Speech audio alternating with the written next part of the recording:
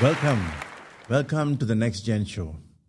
Ladies and gentlemen, today we are going to talk to Jade Lim. She is a graphic designer and a creative hybrid. We're going to find out what that's all about.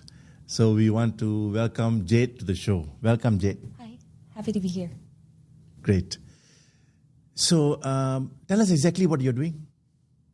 So as you mentioned, I'm a graphic designer, and I am currently working for China MNC in tech industry. Okay. So I kind of am working, I guess you could call it like in-house, and I basically sort of cover, like it's on a project-to-project basis rather than like how agency used to be, yeah.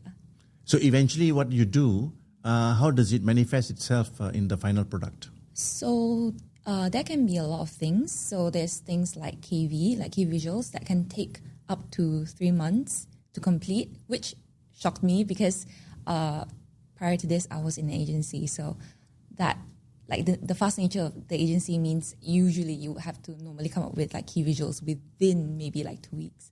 So to see that process lengthen was kind of eye-opening. So that's on like the digital and offline front because they will also eventually want to print it as well. And there's also stuff like if there's a collab, then maybe I will be working on gift boxes, for example. And there's a lot of fun stuff actually that I've got to touch, follow up with like shoots as well and still photography and stuff like that. Yeah. When you say key visuals, what do you mean exactly? You mean an image that personifies the concept? Yes. Basically, let's say I have a project ongoing. There's going to be a set art direction by my creative lead. And usually, the first thing that will come first will be the key visual that sort of embodies the entirety of that art direction plus the project and what it's supposed to do, that sort of thing. So that when you look at the visual, at one glance, you will know, oh, this is exactly the concept that it's going to come up with, that sort of thing. That's fantastic. Because to come up with that is okay. It's a process, huh? Yes, it is. There's a lot of research, a lot of Pinteresting, a lot of discussions, a lot of ideas that's like being bounced between me and my colleagues and my boss, and it's a never-ending process.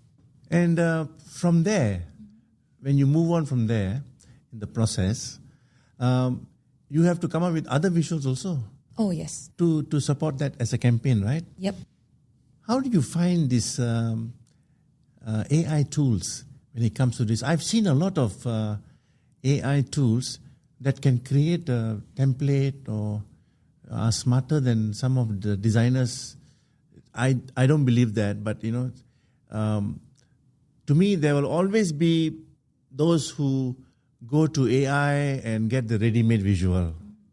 And there's another level altogether of not purists, but advertising designers or marketing designers who work within the framework of the brief.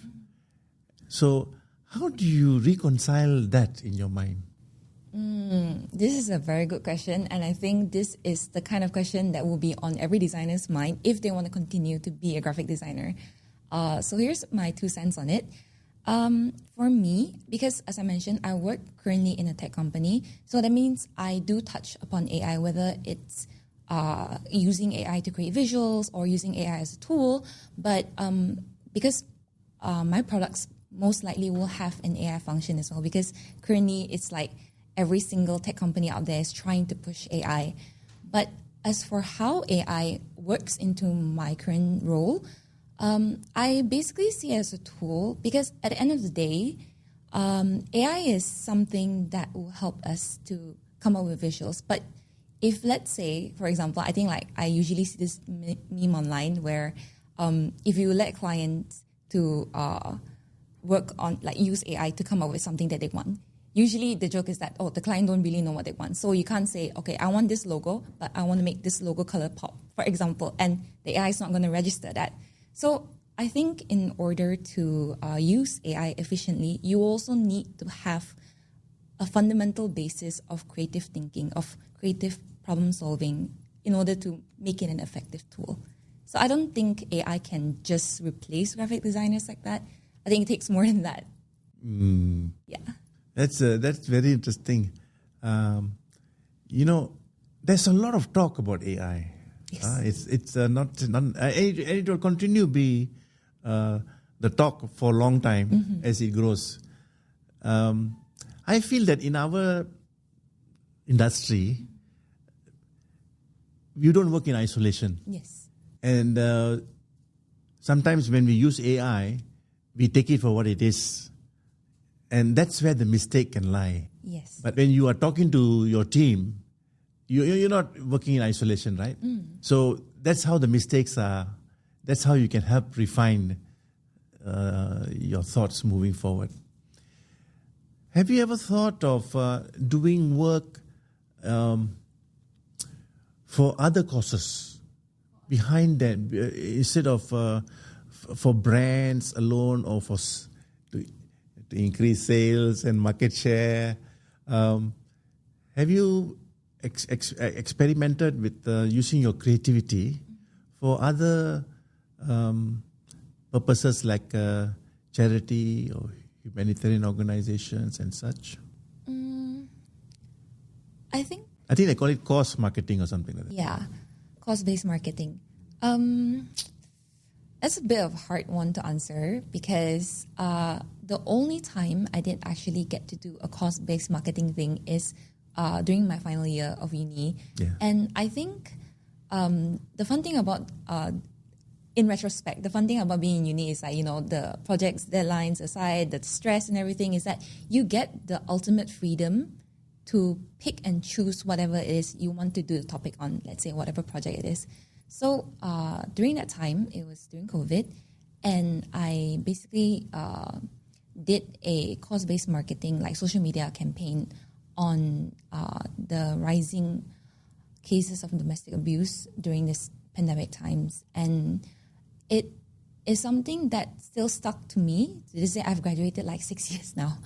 And I hope to do more of those because I think in Malaysia it's a little bit, at least for me, maybe I just haven't looked hard enough, but it feels like it's a little harder to sort of like get into that, like the humanitarian, and maybe just because, I want money. So I go for agencies, I get the experience first, and it is something that I feel like I want to touch upon again in the future because I liked feeling like my designs make a difference, even if it's just like a simple poster, a simple logo, something that will make people think.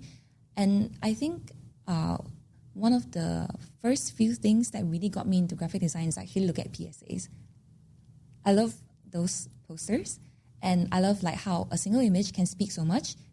Coupled with a correct copy, it can just paint a really, really vivid image, and it's all static. Those campaigns bring out the passion in you, right? Yes. For example, if you are writing for a certain cause or designing for a certain cause, that passion is still there. You still apply it, but in a different format when you're talking to brands. Creative people are always, shall we say, thinking all the time. This is very true. Yes. And I have this bad habit of scribbling down my thoughts on pieces of paper everywhere I go. In fact, I don't even trust my phone as much, So I'm always carrying a piece of paper in my pocket. Oh my God, you sound like my friend. He always has a buku latihan in the back of his pocket. Buku latihan. Buku latihan is a privilege. That's a nicely.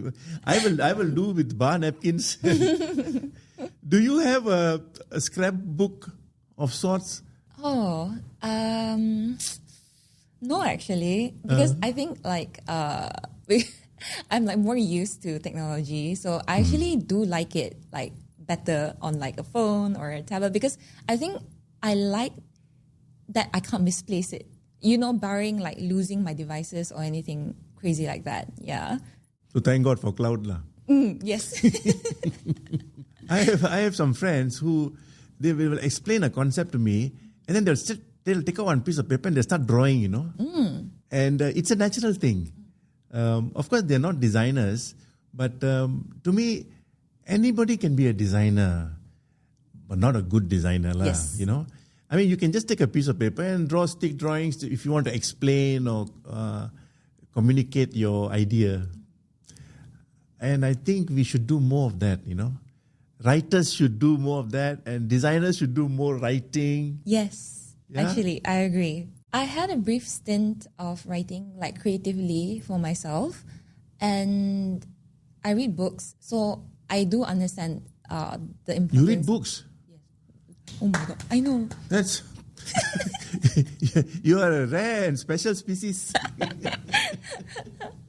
I used to read a lot more. I feel like I need to get back to the habit. But that was what inspired like my writing. Once upon a time, I actually wanted to be a writer. Yeah, it didn't pan out so well. Well, it's good that you read because, actually we read more than we used to. Because we read our WhatsApp, we read our social We media. read captions. We read caption, we read our chat GPT. Captions is a very interesting observation. Research has proven that when somebody looks at a picture or an image and there's a caption underneath it, the person will definitely read the caption. So it's great that you read because I also believe that if you read good material, somebody has thought about it. Yeah? Yes, that's true. There's no original thought anymore. But actually, one of my favorite books that's like related to graphic design is called Designers Don't Read.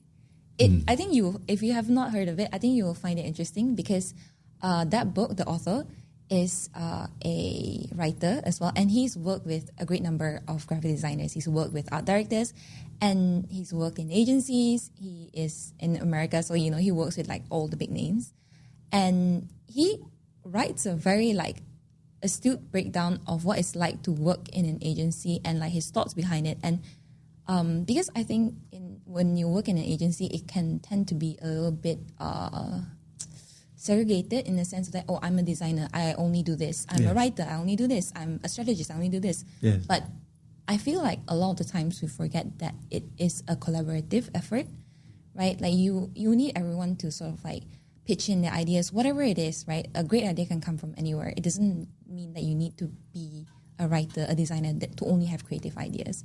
So I think a lot of the book covers that, and it really shifted my mind like on how I view advertising. And I feel like because it has done that, I am a little bit, like it's a bit off-putting now. Like when I think of like working in agencies again, because right now I'm not.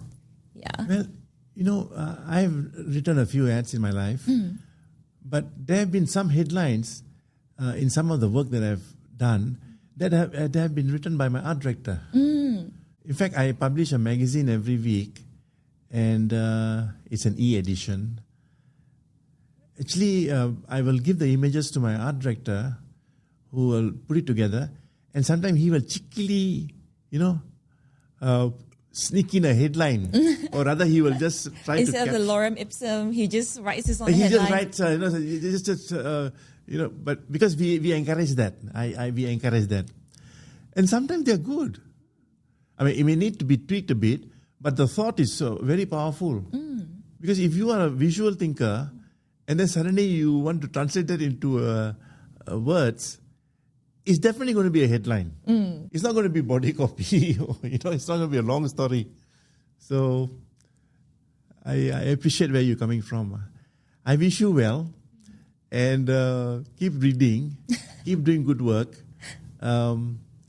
Keep an open mind also about our industry as you move forward, because good people always rise to the top at the end of the day. And we are in the business of talent and growing talent. And Jade, thank you for your conversation. Thank you. So, ladies and gentlemen, we've come to the end of another episode. We've been talking to Jade, and she's a graphic designer and a creative hybrid. As you can tell, her conversation with me talks a lot about creativity. So thank you, and until we meet again.